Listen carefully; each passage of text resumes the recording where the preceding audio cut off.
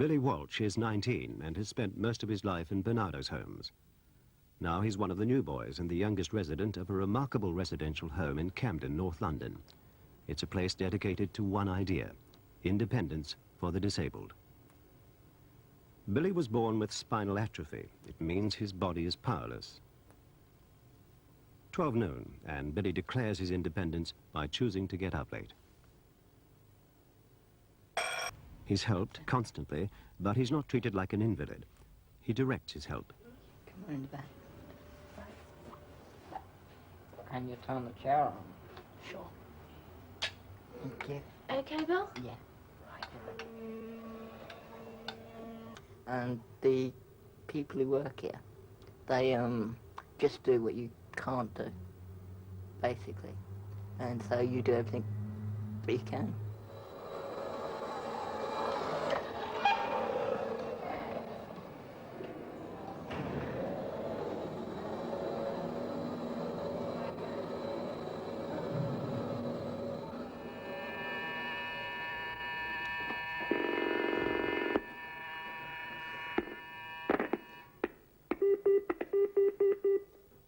Bandy Road.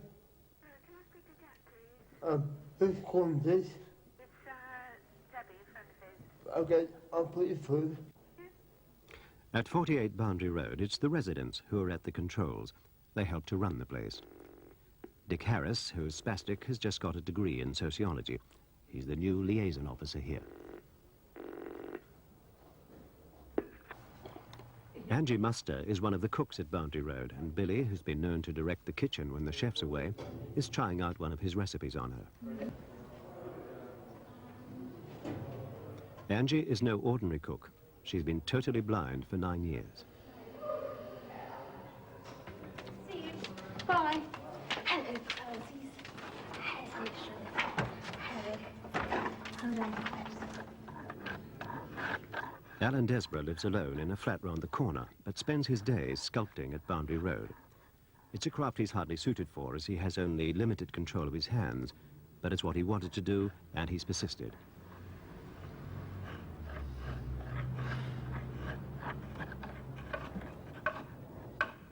It can take him anything from 6 months to 3 years to complete one sculpture.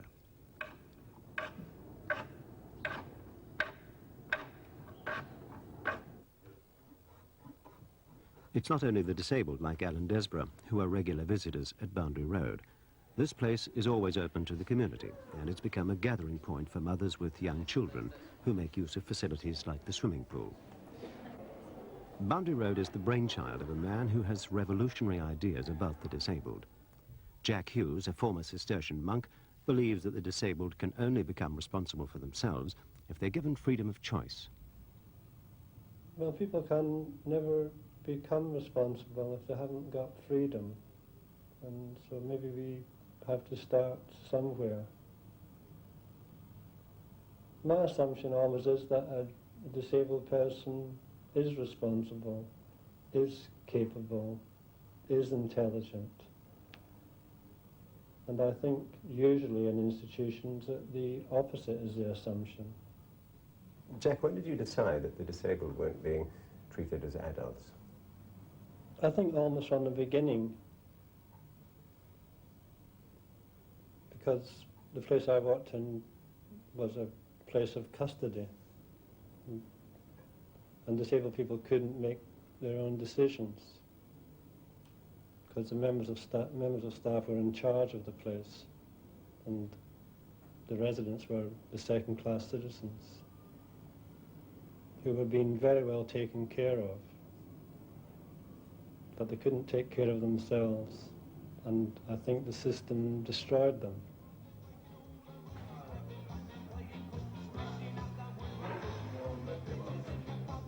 Nothing gets done here for a resident unless the resident identifies that it needs to be done.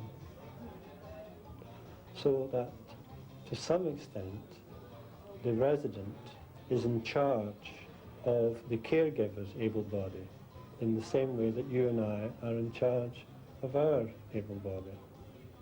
Now you're in charge of yourself.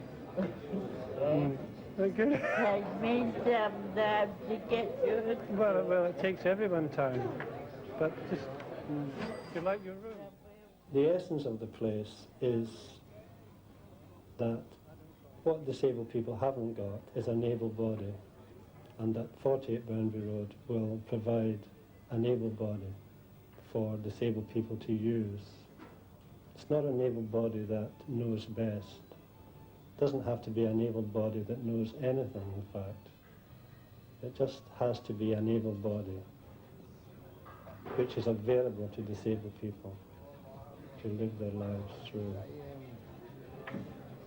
Sometimes when I talk about members of staff just being facilitators, it sounds as if the staff are just robots and everything is done mechanically. But in any community, we must care about each other. And I think if we don't do our job with love and with compassion, then the place would just be a nothing. I think that we value disabled people so much and love them so much, if you like, that we want them to be able to make the same mistakes as we make. I don't think I should feel lucky. I think I should feel that it's a right. And I'm just one of the few who have been given that right. I very much wanted Benny to come here because I felt that he was leaving home. Bernardo's was his home. He was coming into this place, would be a flat share for him. And that after a while here of making mistakes, he could move out of here and into his own home. I wanted him to come here because I think that we can be good for him.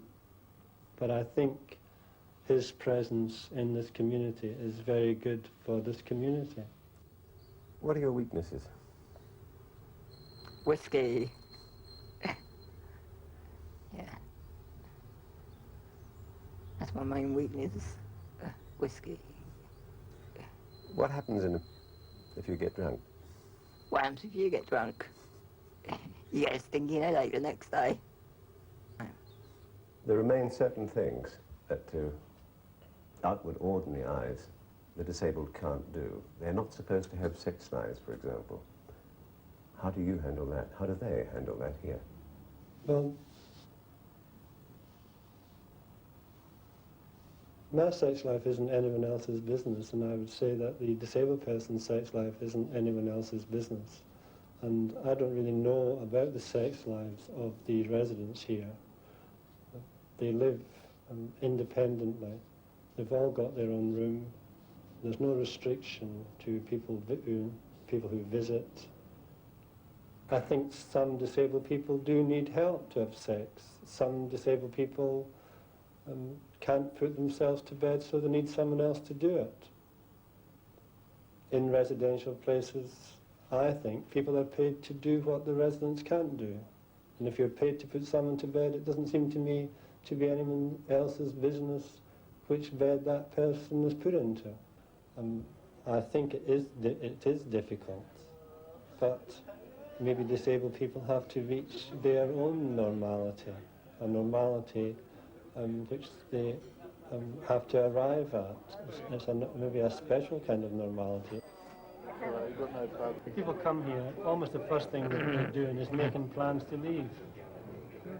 So That's the other end, because A place like 48 Boundary Road is an ambitious social experiment, and this sort of experiment doesn't come cheaply. it is expensive, but because we treat disabled people as individuals and not collectively, and that residents work through other people, and the staff don't just work round the residents as though the residents are not there. For those kind of reasons, we need many more staff than most places. And what makes it expensive is that we've got a high staff ratio. We've got more staff than residents.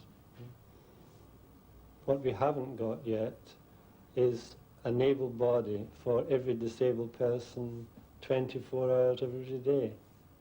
That is my ambition, do that. Because if we provide disabled people with an able body, then there's nothing they can't do.